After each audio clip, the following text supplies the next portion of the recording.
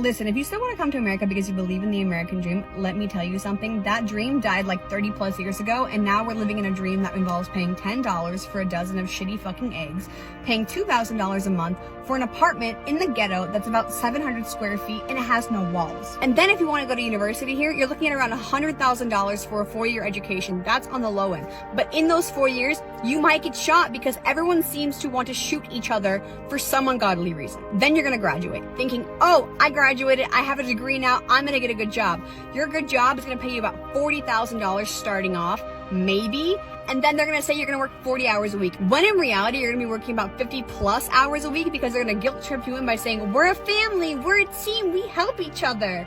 And they're not going to pay you overtime for that because why would they? If they get your help for free, why would they pay you for that, okay?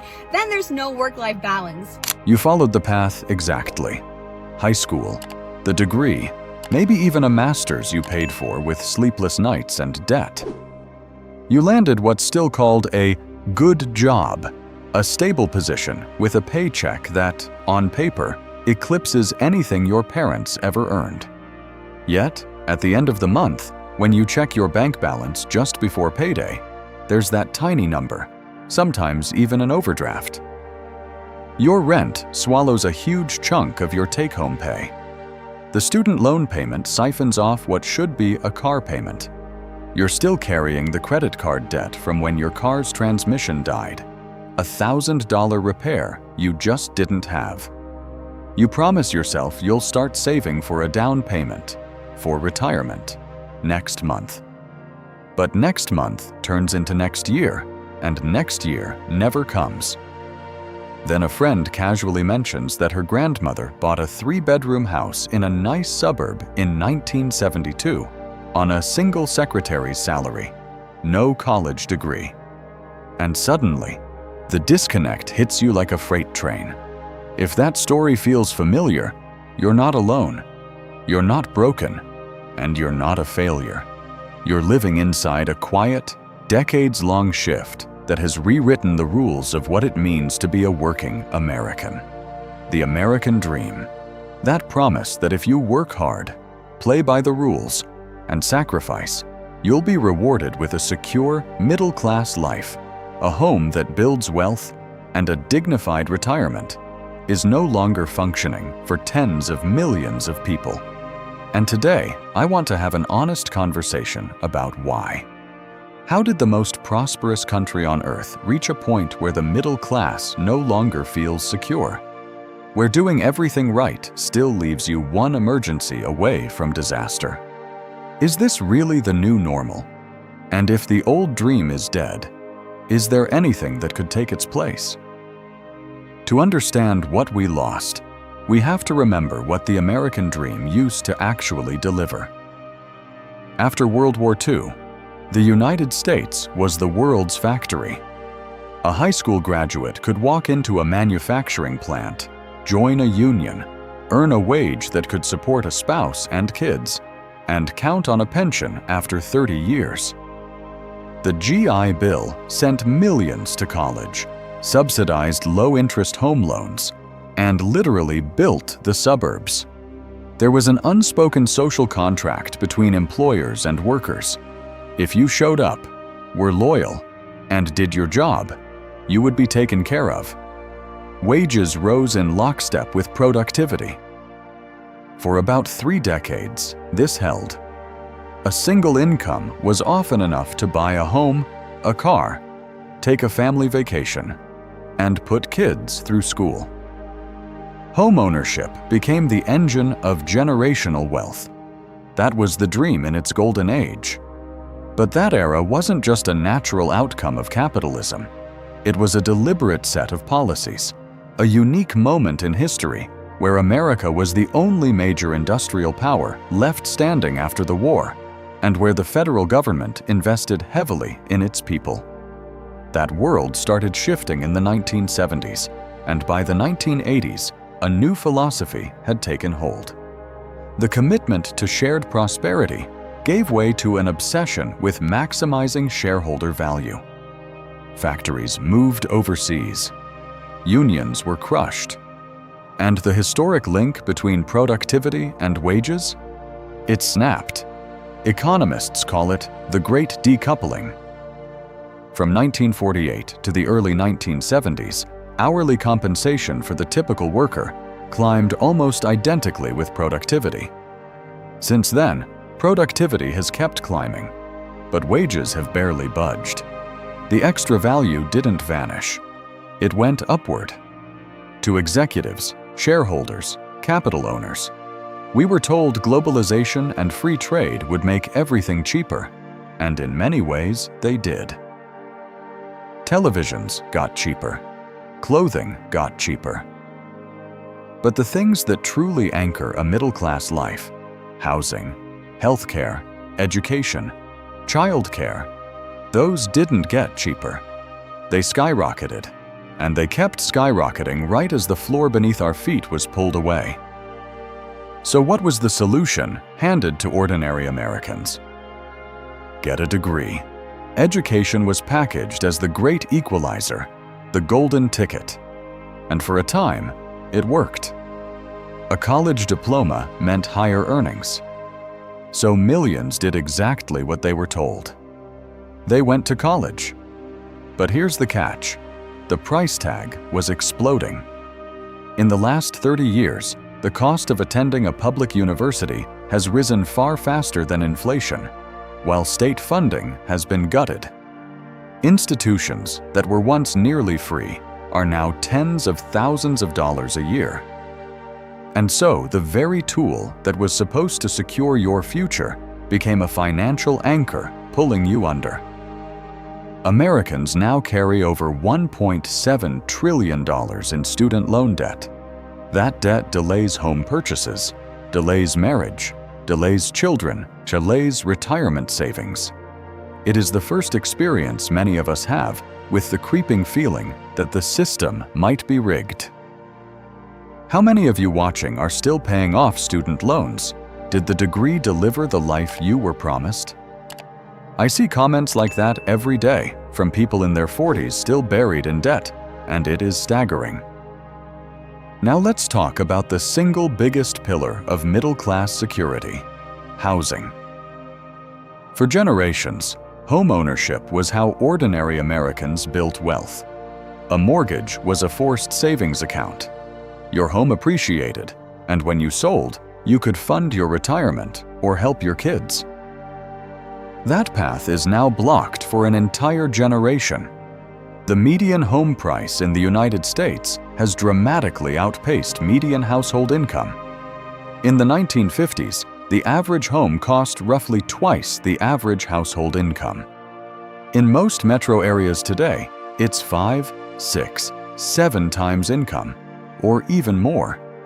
In many cities, you now need a 6-figure salary just to qualify for a mortgage on a starter home that needs work. And that's before we mention the all-cash offers.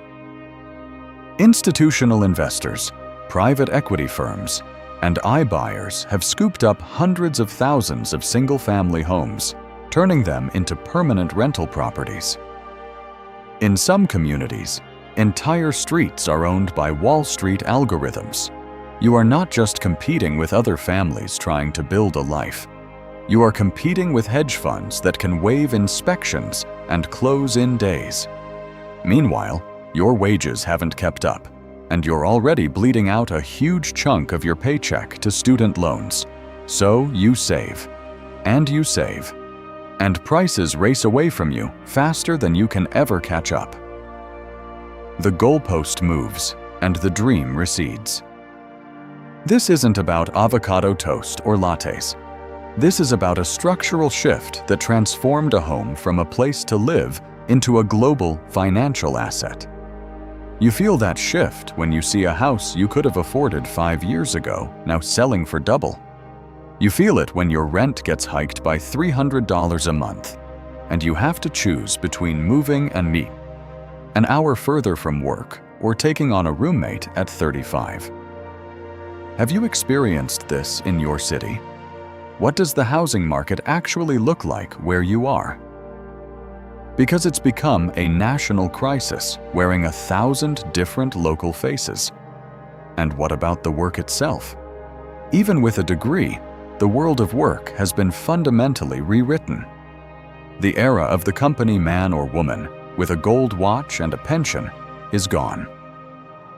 Pensions have been almost entirely replaced by 401ks, shifting the entire risk of retirement onto your shoulders. The stock market goes up, but your 401k comes with fees, and you're expected to be your own investment analyst while working full-time and managing your life. Job security has become a memory.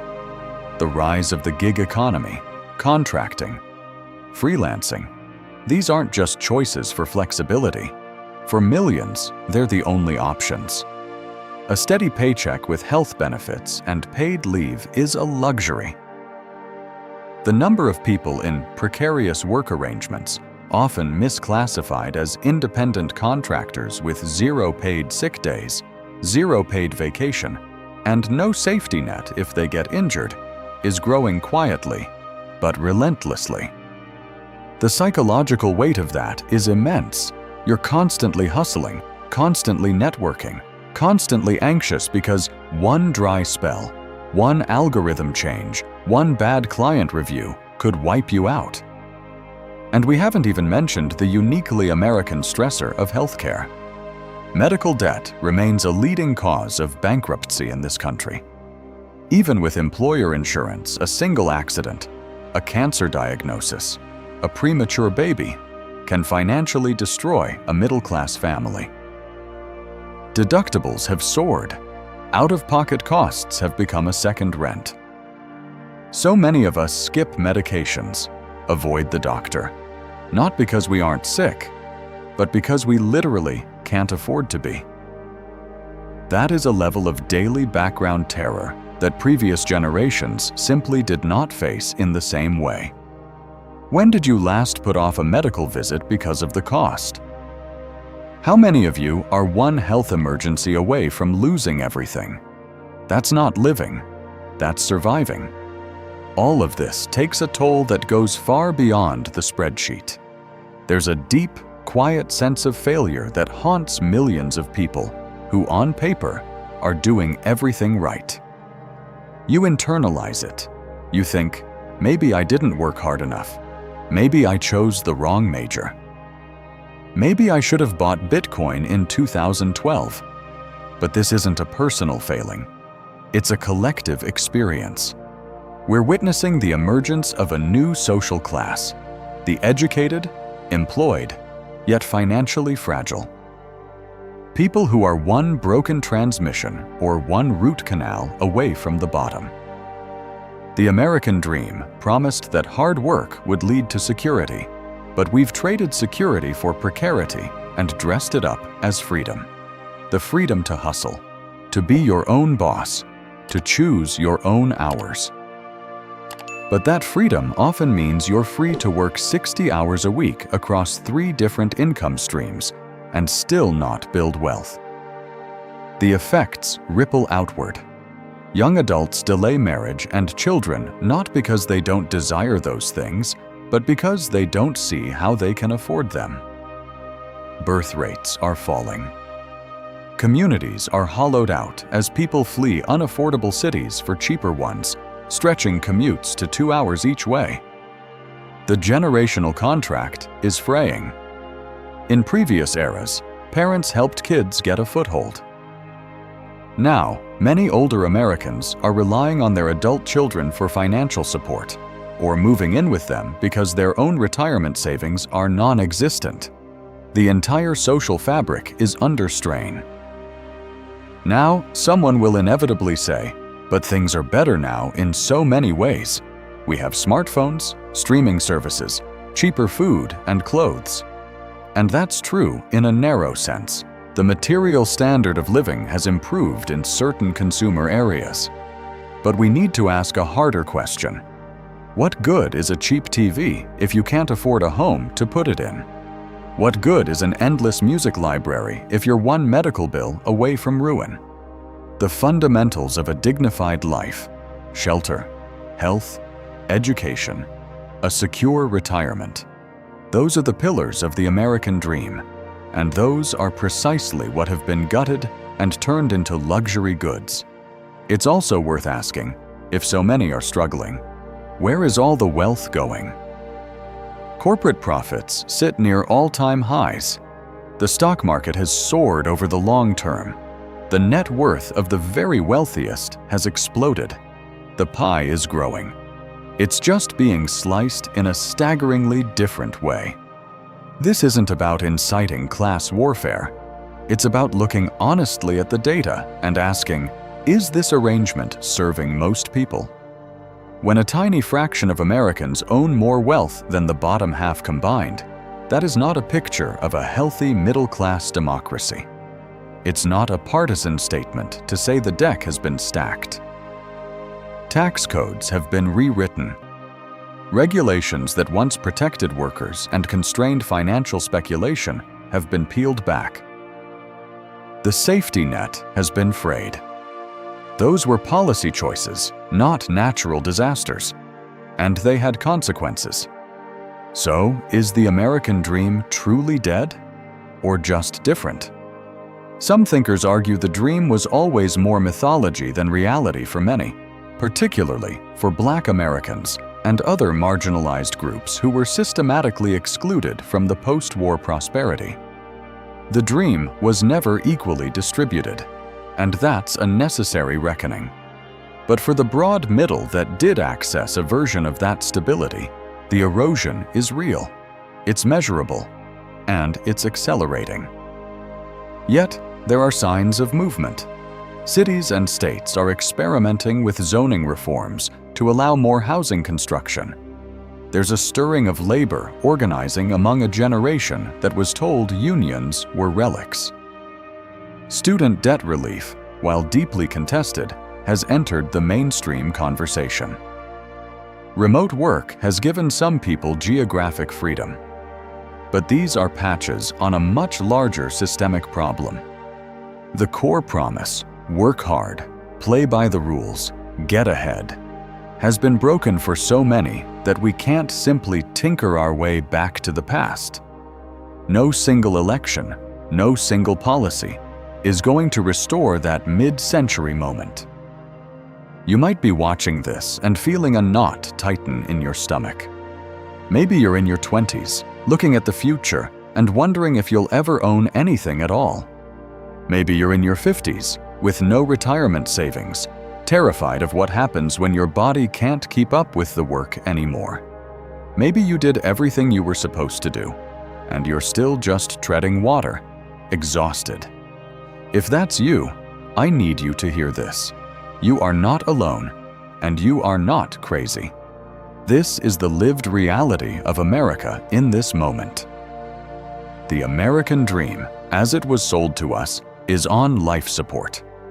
And until we're willing to be honest about that, until we stop blaming individuals for systemic failures, we can't begin to build something new. The real question isn't just whether the old dream is dead. It's whether we're capable of imagining a new one. A dream that's more inclusive, more secure, more resilient, and actually achievable for the people who keep this country running every single day. I want to know your experience. What does the American dream mean to you now? Are you still holding on to it, or have you let it go? What's one concrete change that would actually make a difference in your life? A home you could afford, healthcare that doesn't terrify you, a wage that keeps up with the cost of living? Leave a comment, and let's have a real conversation about this, because it deserves more light. And if this video resonated with you, please give it a like, share it with someone who needs to hear it, and subscribe for more deep dives into the stories that shape our everyday lives. I'll see you in the next one.